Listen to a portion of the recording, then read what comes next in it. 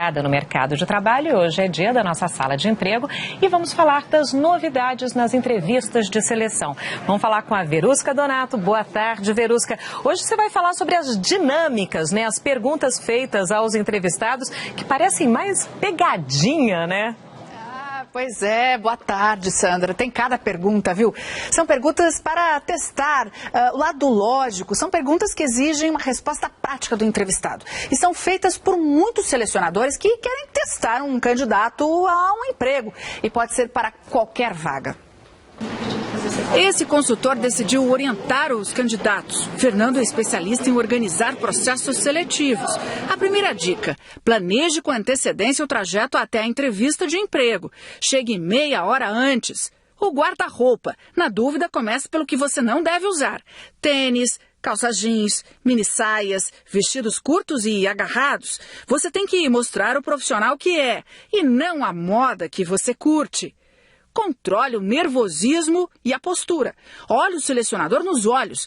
Não balance na cadeira, nem mexa nos cabelos. Jamais atenda ao celular.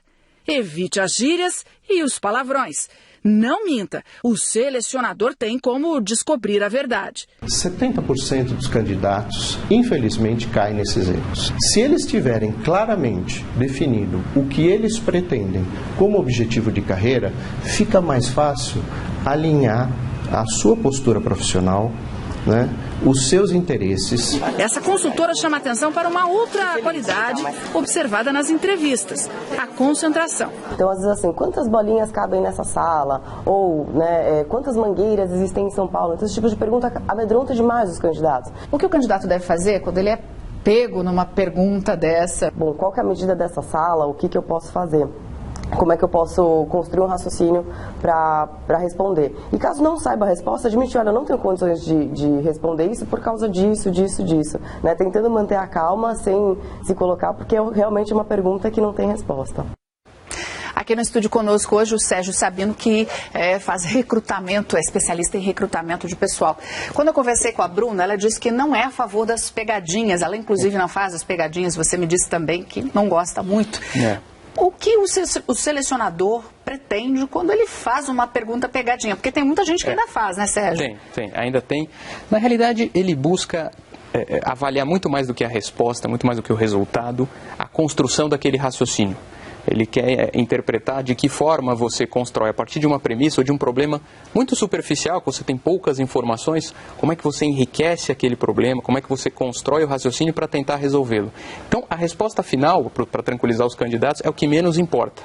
Muito importa essa construção. Mas hoje em dia já existem ferramentas mais eficazes para elaborar e para identificar as competências de um candidato. Sérgio, uma perguntinha, sem pegadinha aqui do estúdio. Quais são as perguntas mais comuns, né? Aquelas que os entrevistados não deixam de fazer na hora da seleção? Olha, quase que é regra, né? Muitas vezes você é perguntado sobre as razões que estão te fazendo buscar a mudança de emprego. Né? Você está ali por uma razão, você está fazendo uma entrevista, o recrutador vai te perguntar: puxa, por que razão você quer mudar de oportunidade de emprego? Né? Você tem que ser muito claro, muito transparente nisso. Perguntas desse tipo são mais exploradas também, como, por exemplo, o que o credencia a essa oportunidade que você enviou o currículo para nós? Por que você acha que você está preparado?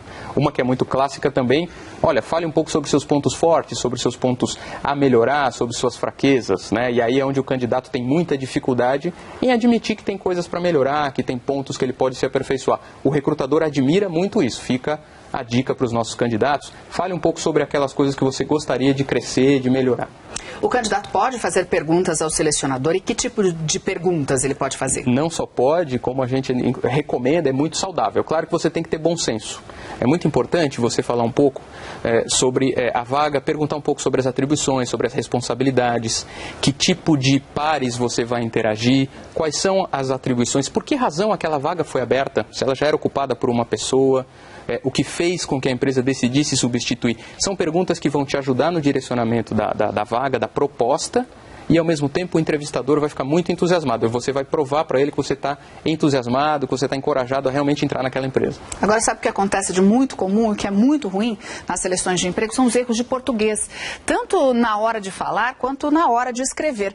E para resolver isso é preciso, olha, treinar, fazer curso livre, estudar. E nós vamos conhecer agora uma turma que está fazendo isso agora lá no CIEE de Goiânia. Boa tarde, Giovana. O que os alunos estão fazendo agora? Boa tarde, Verusca. Eles estão fazendo um ditado, aqueles que você se lembra do tempo de escola. Vamos escutar um pouquinho. Quinta palavra, visualizar. Pode continuar. Sexta palavra, desnecessário. São palavras que servem para avaliar a ortografia, né? Se o candidato escreve bem. Essa turma é de jovens aprendizes. No caso de jovens que buscam a primeira chance no mercado, o teste de ditado pode sim ser aplicado. O mais comum é que o candidato tenha que fazer uma redação. De qualquer forma, saber escrever direitinho vai ser fundamental para ele se sair bem. Então eu vou interromper o ditado rapidamente, instrutora, para saber quais são os erros mais comuns onde o candidato escorrega. Então, erros de pontuação, troca do S pelo X, troca do SS pelo C e principalmente acentuação. Acentuam palavras que não levam nenhum tipo de acento. Como não cair neles? Leitura, muita leitura, cursos de qualificação, acho que é o caminho para que as pessoas errem menos. Okay, muito obrigada, pode continuar o ditado. E o CIEE oferece essa oficina de graça e também pela internet é possível se capacitar. Então não tem desculpa, né, Verusca? Tudo feito de graça. Pode começar agora, já, hoje. Agora, obrigada, viu, Giovana? Boa tarde. Sérgio, o que você observa, quais são os erros mais comuns, tanto no currículo quanto na hora da entrevista de emprego? Olha, no currículo, além dos erros ortográficos, que ainda são comuns em determinado nível da população, que são muito importantes você tomar esse cuidado, tanto nas entrevistas, né, na interação pessoal, quanto nos currículos, o emprego da terceira pessoa ainda é muito difundido. Não se sabe exatamente por quê. A pessoa acaba se colocando como alguém diferente dela, né? Não eu executei determinadas tarefas, mas assim, olha, tal pessoa executou. Então isso acaba prejudicando também na hora da interpretação do currículo e na entrevista. Olha, na internet a gente continuou com essa entrevista com o Sérgio, que elaborou também 10 mandamentos para você se dar bem na entrevista de emprego. Entre lá, mande a sua pergunta. E uma dúvida, será que tatuagem, o selecionador, ele elimina o candidato por causa de uma tatuagem? Será? A gente vai falar sobre isso também, tem uma reportagem sobre isso. E a gente vai mostrar também na nossa página um passo a passo para você fazer um melhor currículo e conseguir o seu emprego. A gente volta na próxima segunda-feira. Sandra, mas primeiro, ó, o endereço g1.com.br/jornal hoje. Perfeito, fez a lição de casa, Verusca, muito bom, obrigada. Imperdível esse encontro hoje.